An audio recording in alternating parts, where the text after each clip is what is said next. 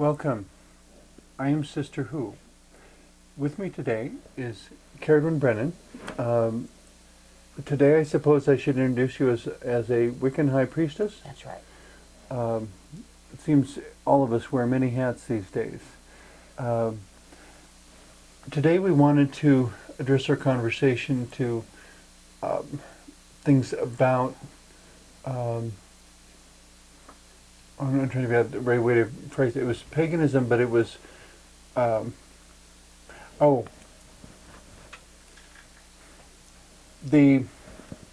Christianity it would be congregationalism. It's congregationalism and paganism too. We use the same word. Oh, okay. Okay. I hadn't realized that. Yeah. So when I hear congregation, I'm always thinking church. Yeah, well, church. And that's it, because paganism is returning to something that hasn't really existed in the West for 2,000 years.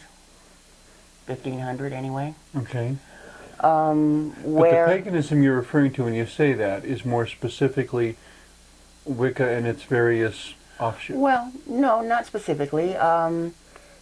Western European paganism. Okay. Okay, which was totally Which is subsumed distinct. by the church. Because the heading paganism in general is kind of an umbrella term applied to anything that's not Christian. Mm-hmm. And which would then include Hinduism, which of course is a living tradition that has been constant. But also the mythology and religious practices from Egypt, the ones from ancient Rome, etc. Right. But what we're talking about here is Western European paganism.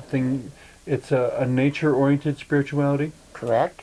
And the brand that I'm in is Northwestern Europe, so it's Celtic and Which Celtic Saxon. people were actually a tribe that at one time, I guess they came from the east and spread all across just Europe. pervaded all of Europe. And then the tail end kind of came in behind them until they were only in the in Western. very Western Europe. But at one time, they were everywhere across Europe. Pretty much, yeah. Okay. Including Spain and... Seems like human history is a story of one people group displacing another at regular intervals. Yeah, in waves, yeah. So... But the thing about the paganism is that its resurgence had been largely either individual or small group. Okay, which in Wicca is called a coven. Which Wicca is, here we get into the ambiguity of words again.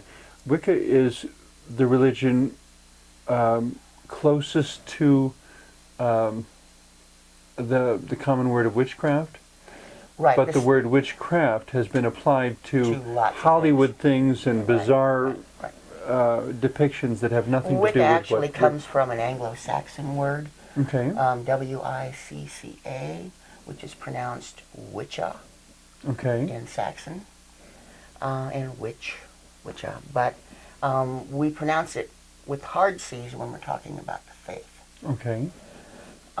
It is a recreation of a shamanic style, spiritual path of Northwestern Europe before Christianity.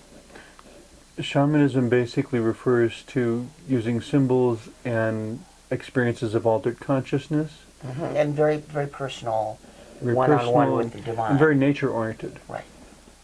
I mean, it's not something you would anticipate within a modern office building.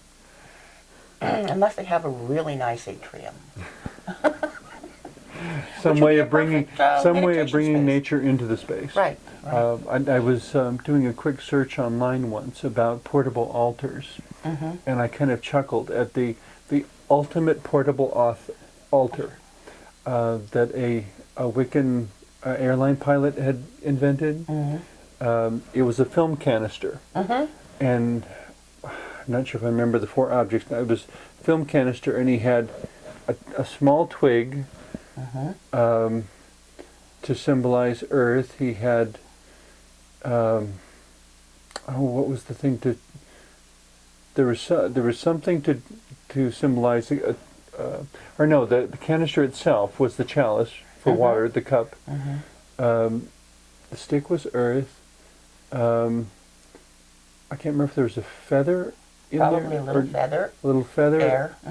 And fire was, a single match. And then that was his portable altar. Everything contained in one little film canister. There it is. 4 elements right there. Handy dandy. And of course, ultimately, we have everything within ourselves. We don't need externals. The externals are focuses for I mean, I've heard awareness. discussion of the wand that's used. The wand is just a symbolic representation of one's finger. Right. It's this. The from pointed here to hand. here. That, yeah. So, which I suppose is something to some extent in all religions, that all religions that use ritual objects, that they are things representative of what is going on with us energetically and spiritually. Right. And reminders. And reminders. Yeah. Visual representations, to take all this invisible wonderfulness inside of us and make it something we can interact with materially. Right.